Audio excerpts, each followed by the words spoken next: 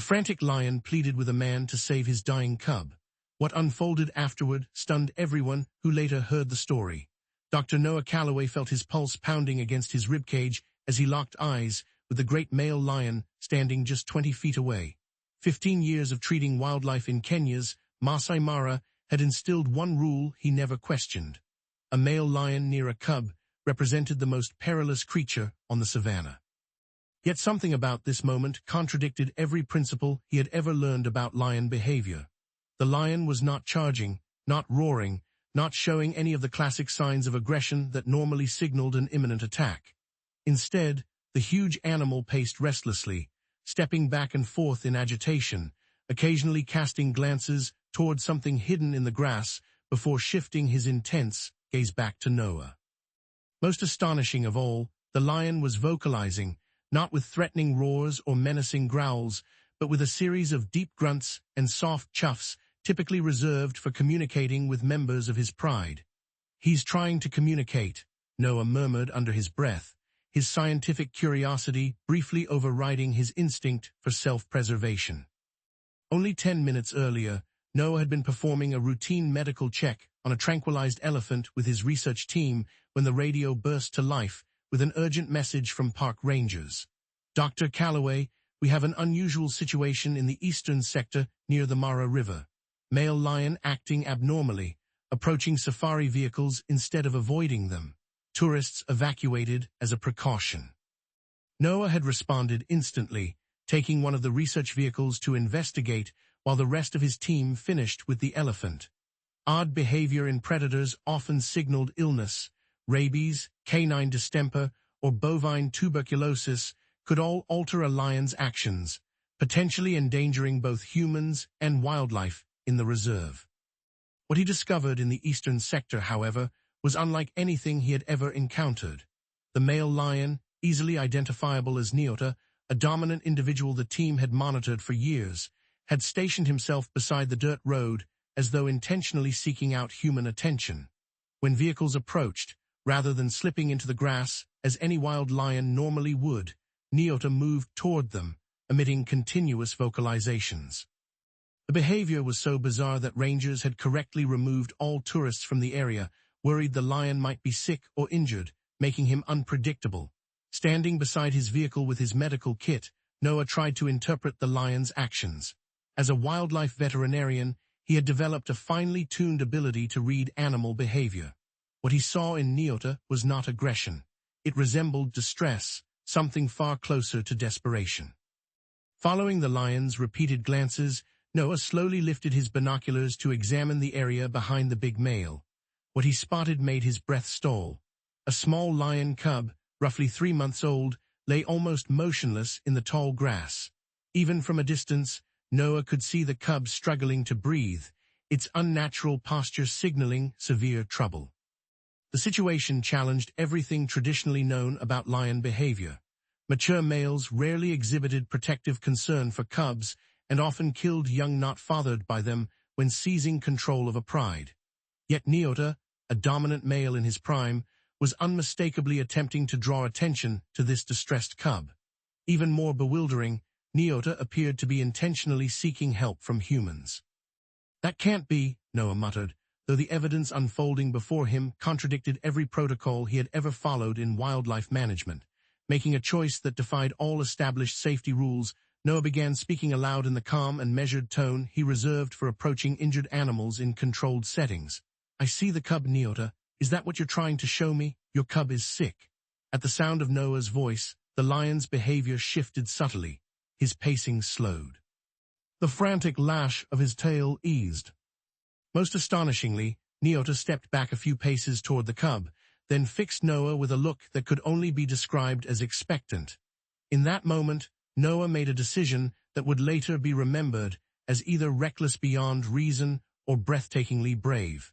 He started advancing slowly toward the lion and the cub, keeping up a steady rhythm of calm speech. "I'm going to help if I can. I need to find out what's happening to your cub." Every step closer sent a wave of adrenaline rushing through Noah's body. At this distance, Niota could reach him in seconds. One strike from those powerful paws could tear major arteries or shatter bone. Noah had personally treated rangers who survived lion encounters and had seen firsthand the catastrophic injuries these animals could inflict. Yet something beyond professional instinct pulled him forward. Over 15 years of treating wildlife, he had developed an almost preternatural sense for the animals under his care. Colleagues frequently joked that Dr. Callaway spoke the language of lions better than anyone else on the reserve. Now that intuitive sensitivity was telling him that Nyota posed no threat. The lion was seeking help. At about 15 feet from the lion, near enough to catch the musky scent of his massive body, Noah halted. Nyota had lowered himself into a sphinx-like pose, his powerful frame forming a shield between Noah and the cub, but arranged in a way that still offered a clear line of sight. The lion's unblinking eyes were locked onto Noah with a depth of awareness that seemed to cross the boundary between species. "I need to get closer to understand what's wrong," Noah said softly, keeping his tone steady. "I won't harm your cub, I'm here to help." As if he comprehended, Nyota performed an action that would later be dissected by wildlife behaviorists worldwide. He rose, stepped several paces aside, and opened a direct path to the suffering cub. Noah's clinical instincts took over as he moved in. The cub, a young male with the first faint hints of a mane around his neck, showed unmistakable signs of poisoning. The symptoms mirrored cases Noah had treated in animals exposed to agricultural toxins or the carburine sometimes used by poachers. "Poisoning," Noah said aloud as he knelt beside the cub, never losing awareness of Nyota's proximity. The adult lion had edged closer, observing every movement Noah made with unbroken concentration, yet still showing no aggression. The cub's condition was dire. Without urgent treatment, he would be dead within hours. Standard wildlife response procedures dictated sedating the adult male before attempting to treat the cub, then moving the young lion to a controlled medical setting. But Noah had no dart gun, and waiting for assistance would almost certainly cost the cub his life. "And I've got emergency meds with me," Noah said, making a choice that honored his duty as a veterinarian while simultaneously breaching every rule in predator management. "I need my bag, I'll be right back." Moving with deliberate slowness, Noah walked back to his vehicle, retrieved his medical kit, and radioed the ranger station to report his situation. The reply came back sharp and urgent. "Dr. Callaway, stay inside your vehicle. Do not approach the lions again. Your team is en route. ETA 20 minutes. "The cub doesn't have 20 minutes, Noah answered, already heading back toward the lions with his equipment. "I'm starting emergency treatment." Nyota is non-aggressive. He actively requested human help. The radio crackled with objections and warnings, but Noah shut it off, giving all his focus to the life-or-death task before him. As he returned, Nyota stood again, watching him with fierce attention, yet maintaining the space that allowed Noah access to the cub. From his kit, Noah drew up an injection of atropine, the standard emergency antidote for this form of poisoning, along with a dose of activated charcoal to absorb whatever toxins remained in the cub's system. Throughout his preparations, he kept up a steady flow of calm explanations as, "Though the lion understood his intent, this will counter the poison. It may feel unpleasant, but it's his only chance." When Noah administered the injection, the cub twitched weakly, letting out a faint cry of pain. Immediately, Nyota reacted with a deep warning growl and stepped closer. Noah froze, the syringe still in his grasp, fully aware that he was well within the lion's striking range. "It's all right," he murmured softly, holding perfectly still until the growl faded. "I know it hurt him, but it's helping. I promise." What followed was the first of many events in this encounter that challenged every established principle of wildlife behavior. Nyota stepped even closer, positioning himself in a way that allowed him to watch Noah's hands as he prepared the activated charcoal mixture. The lion's actions suggested not merely tolerance of a human's presence, but an active interest in the medical procedure being performed. As Noah slowly administered the oral treatment to the barely conscious cub, he became acutely aware of how extraordinary the moment truly was.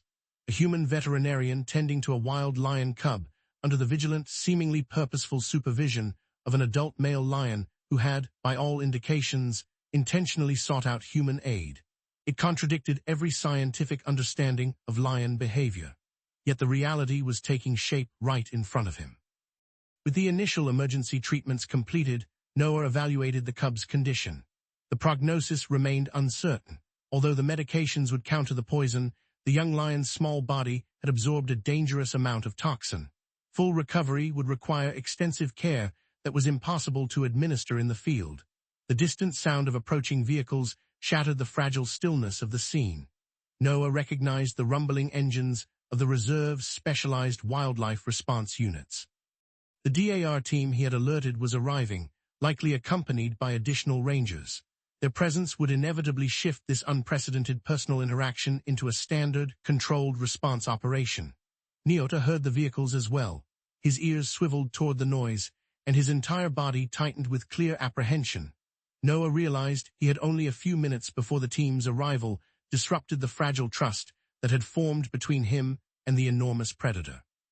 "Help is coming," Noah said softly, maintaining the same gentle tone that appeared to calm the lion. "But I'm worried about how Nyota will react to a large group." He spoke partly for the lion's benefit, partly to reason through the impossible situation he found himself in. Protocol dictated sedating both lions, a necessary step from a management standpoint, but one that could deeply stress animals already weakened by crisis. Even more troubling was Noah's increasing conviction that Nyota had deliberately sought out human help, a behavior so extraordinary it warranted acknowledgement rather than being overridden by rigid protocols. In another bold decision that wildlife authorities would later scrutinize in detail, Noah raised his radio. "This is Callaway. I need the incoming team to stop at least 100 meters back. Engines off. Only Dr. Mbeki approaches, and only with the transport equipment. The male lion is not aggressive, but a large group will trigger a defensive response." The radio buzzed with anxious replies, but the authority in Noah's voice, and his long-standing reputation as the reserve's most skilled wildlife veterinarian, won out. The vehicles went silent, and minutes later Noah saw his colleague, Dr. Amara Mbeki, making her way carefully through the grass with a specialized predator transport carrier and additional medical supplies. Amara froze the instant she noticed Noah kneeling beside the cub, with the enormous male lion only feet away. In her decade of experience as a wildlife veterinarian, she had never encountered a scene remotely like this. "Noah," she called quietly, remaining at a safe distance. "What exactly is going on?"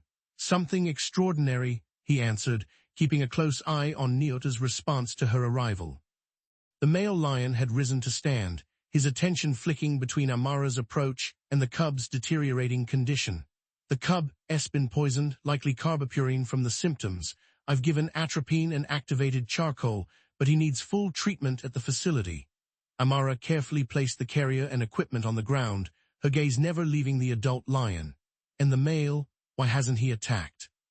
"He asked for help," Noah said plainly, fully aware of how unbelievable the statement sounded despite the evidence unfolding before them. "He's been trying to get human attention for his cub. He led me right to him and has been watching the treatment." Scientific training made Amara hesitate to accept such an explanation, but the scene before her offered no conventional alternative. A wild male lion was allowing humans near his suffering cub without any aggression, a complete contradiction of everything known about male lion behavior toward offspring. "We need to get the cub to the medical facility," Noah continued, "but I'm worried about separating them given the unusual bond he's shown." The cub's condition had begun to worsen again despite the emergency measures already taken. His small body trembled with slight convulsions, a neurological reaction to the toxins still circulating through his system. The movement drew an instant response from Nyota, who stepped closer with a deep, worried vocalization that vibrated across the savanna grass. "We don't have time to discuss this," Amara said firmly, her medical expertise overriding any theoretical hesitation. "That cub needs intensive care immediately." Working together, they prepared the specialized transport carrier, a reinforced container designed specifically for safely transporting injured predators. The challenge extended beyond simply treating the cub. They also had to manage the adult lion's response to seeing his vulnerable offspring placed inside the carrier. "I need to explain what we're doing," Noah said, turning back to the male lion and maintaining steady eye contact. He motioned toward the carrier as he spoke in the same calm, even voice he had used throughout the encounter. "We're taking him to get more help. He's very sick."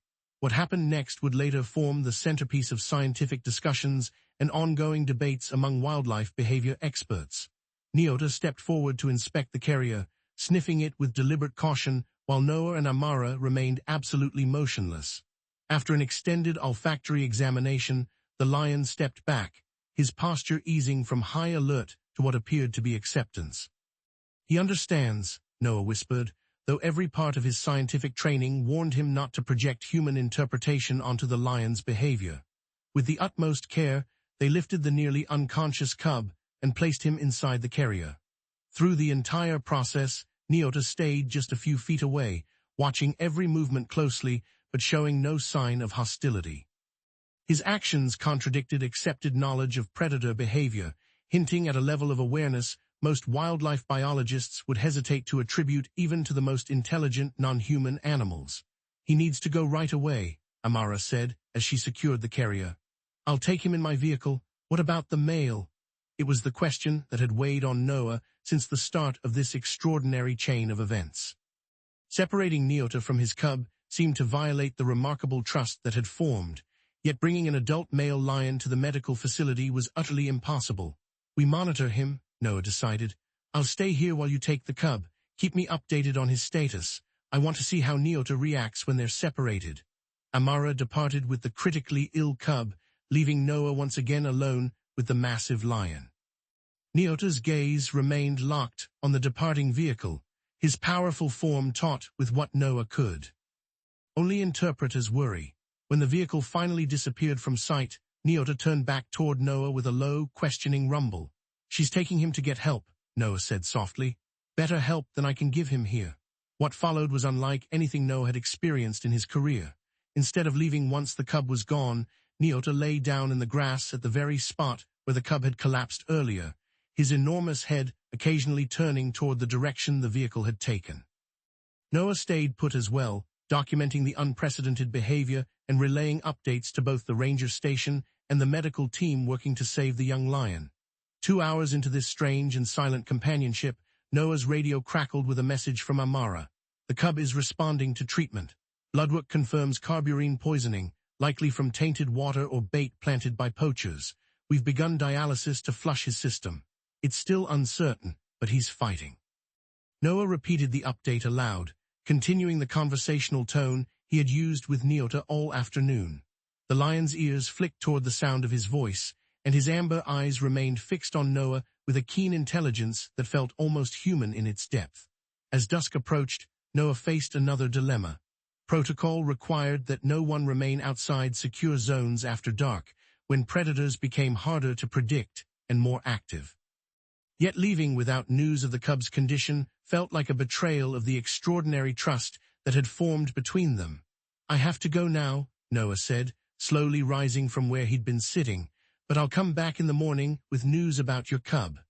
Nyota watched him walk toward his vehicle, making no attempt to follow or block his exit. As Noah drove toward the research center, he struggled to make sense of the day's events. 15 years of scientific training urged him to remain cautious in interpreting the lion's actions as purposeful communication or understanding. Yet the behavior he had personally witnessed defied every conventional explanation. The medical facility, Noah found a team of veterinarians and wildlife technicians working with intense focus over the tiny cub. Advanced medical equipment, much of it supplied through international conservation efforts, tracked the cub's vital signs, while dialysis machines filtered the toxins from the young lion's bloodstream. "He's stabilizing," Amara reported as she reviewed the most recent test data. The poison was highly concentrated, definitely deliberate bait, not accidental exposure. "If you hadn't treated him in the field when you did, we wouldn't have been able to save him." "What's strange is the timing," added Dr. Kamani, the center's toxicology specialist. "This exposure didn't happen recently. Blood markers show he ingested the toxin at least 36 hours ago. A cub this young would usually die within 12 hours. The timeline raised even more questions about Nyota's extraordinary behavior. Had the adult lion been trying to get help for his cub for more than a day? Had he watched safari vehicles and somehow identified them as potential allies instead of threats? The implications pushed far beyond traditional views of lion intelligence. We should run a DNA comparison, Noah suggested, watching the cub's strained breathing slowly become steadier under treatment. Confirm whether Nyota is actually the father. Male lions don't typically show this level of protection unless the cub is their own, and even then, their paternal involvement is limited. As the medical team continued their work, Noah drafted his official report for reserve management and the Kenya Wildlife Service. The account of a male lion apparently seeking assistance from humans would be met with skepticism. Without recorded footage, many would dismiss the behavior as coincidence or accuse Noah of projecting human interpretation onto animal actions. Yet, as a scientist committed to objective observation, he couldn't ignore what he had witnessed behavior that pointed to awareness and intelligence beyond what standard wildlife biology attributed to even apex predators. Shortly before midnight, Noah left the treatment area. The cub was resting in stable condition, finally entering the early stages of recovery. Instead of driving home to the edge of the reserve, Noah arranged to sleep in one of the research center's dormitory rooms. He needed to be back at Nyota's location at sunrise, a promise he felt bound to keep in a way that went beyond professional obligation. Sleep came only in restless fragments, his mind replaying every extraordinary moment of the day. In his dreams, Amber Eyes watched him with an intelligence that seemed to bridge the divide between human and wild, posing questions his scientific training could not answer. Dawn swept across the Masai Mara in a brilliant flare of gold and crimson. Noah was awake before first light, preparing his vehicle and equipment for the return to Nyota's territory. The medical team updated him at 5:00 a.m. The cub had survived the night. His condition had improved from critical to serious but stable. Dialysis had cleared most of the poison from his system, though full recovery would still require intensive monitoring. As Noah followed the familiar dirt roads back to the eastern sector, his mind wrestled with what awaited him. Would Nyota still be there, as if expecting his return, or would instinct have pulled the lion back to his pride and territory? The behavior Noah had witnessed the day before contradicted every known pattern in lion biology. Male lions seldom cared for cubs, and none had ever been documented seeking human aid. The sun had just lifted above the horizon when Noah reached the coordinates of the previous day's meeting. He switched off the engine and scanned the vast sweep of golden grass for the massive predator. Nothing moved. The savanna stretched empty toward the acacia-dotted distance. A mixture of disappointment and analytical caution settled over Noah. Perhaps the previous day had been less extraordinary than it seemed. Maybe Nyota's behavior stemmed from some misinterpreted instinctual response rather than intentional communication. Then, a tawny shape rose from the grass roughly 50 yards from his vehicle. Nyota, his magnificent mane blazing in the early sunlight. The lion had been there the entire time, waiting precisely where they had parted the night before. Incredible, Noah whispered, lifting his camera to document behavior he knew many colleagues would doubt. What happened next pushed even my understanding of wildlife behavior. Upon recognizing Noah's vehicle, Nyota began walking directly toward him, not with the wary evaluation typical of wild predators, but with the purposeful stride of an animal with a clear intent. The lion stopped about 20 feet from the vehicle, fixing Noah with a steady gaze of unmistakable familiarity. Following safety guidelines while still honoring the extraordinary trust between them, Noah stayed inside the vehicle but lowered the window. "Good morning, Nyota," he said, using the same conversational tone he had established the previous day. "Your cub made it through the night. He's improving." The lion's ears angled forward at the sound of Noah's voice, his unwavering stare filled with alert focus. After a brief pause, Nyota performed an action that would later appear in wildlife documentaries and fuel debates among animal behavior experts.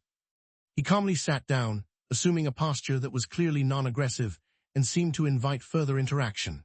For the next hour, Noah recorded this unprecedented behavior while providing periodic updates about the cub's condition through his satellite phone. The reserve's senior leadership had initially doubted Noah's account, but they now dispatched a remote camera team to discreetly capture footage of the unusual encounter from a safe distance. By late morning, Nyota's demeanor shifted. He began pacing again, glancing repeatedly toward the direction of the medical facility and then back at Noah, behavior that suggested impatience or concern. "I think he wants to see his cub," Noah told Dr. Mbeki during his hourly update call. "Is there any way we can make that happen?" The question created logistical and safety challenges the reserve had never faced. Allowing an adult male lion anywhere near the medical facility violated every existing protocol. Yet the behavioral data Noah was collecting had potentially groundbreaking implications for understanding lion cognition, social structure, and problem-solving. After consultations with the reserve director and senior scientific advisors, a compromise was reached. If the cub's condition permitted, they would transport him to a controlled meeting area, a fenced observation zone originally designed for reintroducing rehabilitated predators to the wild. By early afternoon, a remarkable procession made its way across the savanna.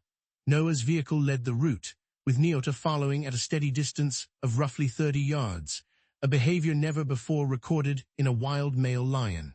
Farther behind them, the reserve's specialized veterinary transport carried the cub, now awake though still fragile, with Dr. Mbeki monitoring him closely.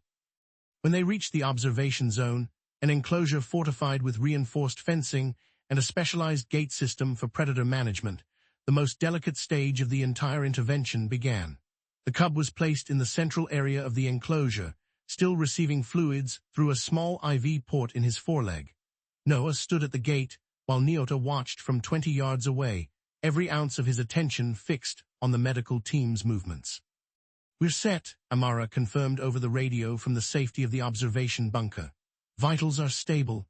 Gate controls are ready whenever you give the signal." What followed was possibly the most controversial decision Noah made in his entire career.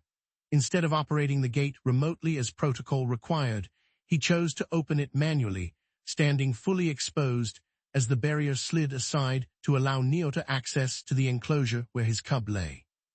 The adult lion approached slowly and cautiously, shifting his focus between Noah and the cub inside. When he reached the gate, he stopped, his massive frame only a few feet from where Noah stood. For a moment that felt suspended in time, man and lion faced each other at point-blank range with nothing between them, a situation every safety manual defined as potentially lethal. And with a movement marked by surprising gentleness, Nyota walked past Noah without aggression and entered the enclosure to reach his cub.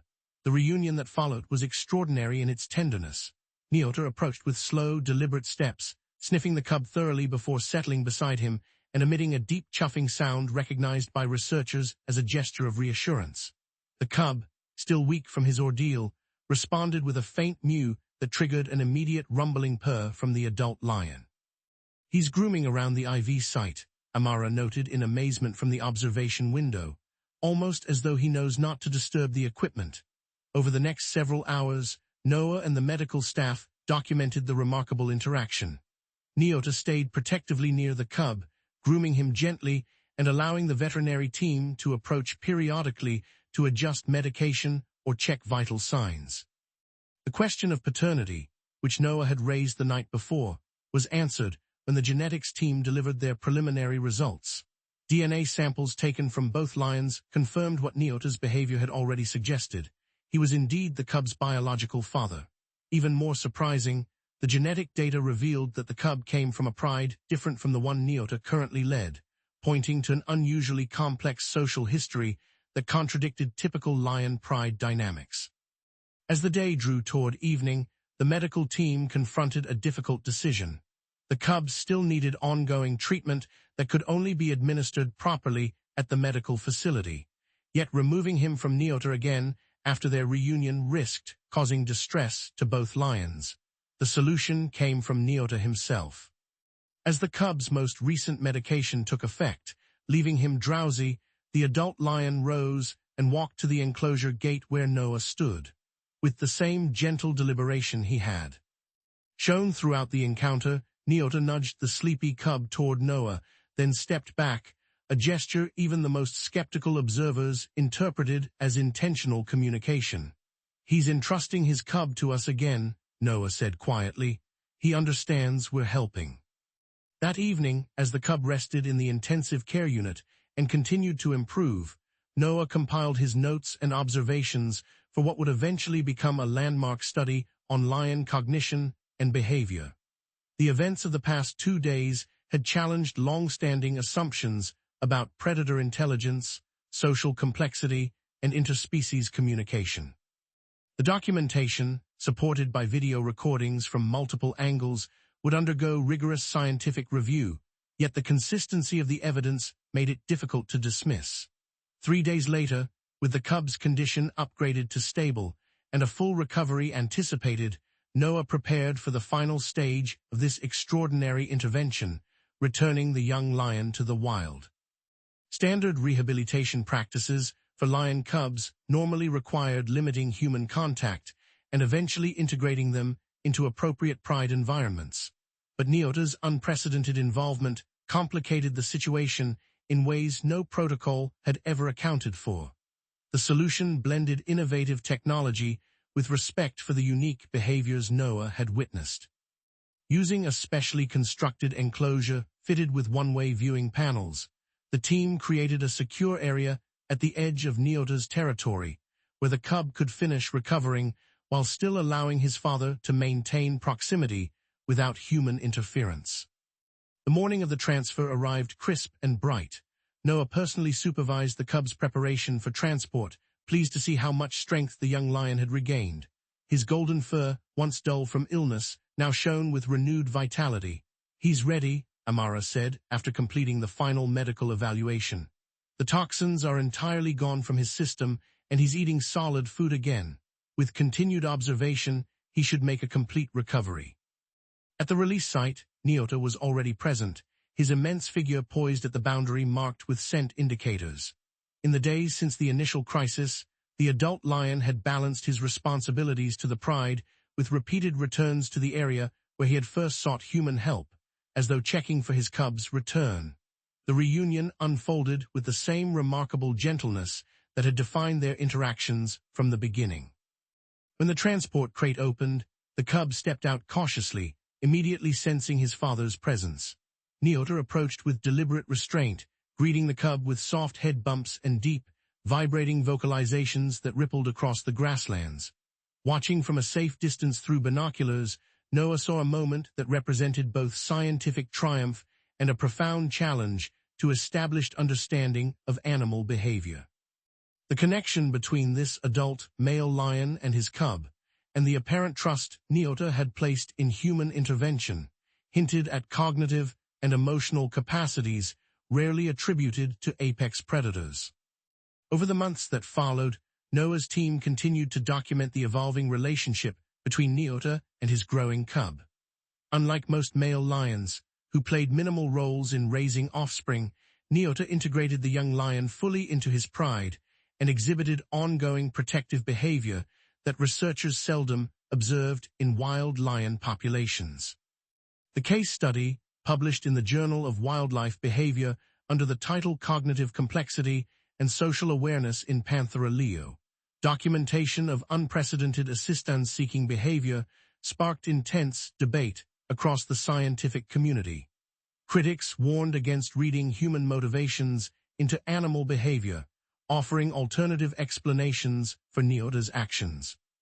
Supporters pointed to the extensive documentation and the consistent pattern of behaviors recorded throughout the many interactions. For Noah, however, the academic arguments were secondary to the deeper meaning of what he had experienced. The encounter had reshaped his understanding of the boundary between human and wild, between instinctive reaction and conscious choice.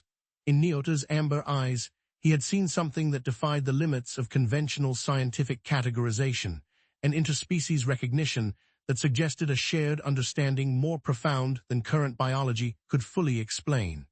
1 year after the remarkable intervention, Noah stood at his observation point in the eastern sector of the reserve. Through his binoculars, he watched Neota leading his pride across the sunlit savanna, the once fragile cub, now a strong adolescent walking confidently at his father's side. When the adult lion paused and turned his piercing gaze toward the observation post, Noah felt the same sense of connection that had formed during those extraordinary days. a bridge across worlds that few people ever experienced. In his final journal entry on the case, Noah wrote, "What makes behavior so challenging to our scientific frameworks is not that it reveals unexpected complexity in lion cognition, but that it exposes the limitations in how we define intelligence across species lines. In those rare moments, when human and wild meet in genuine understanding, we glimpse not only the cognitive abilities of another species, but also the possibility of communication that our current scientific models have yet to comprehend."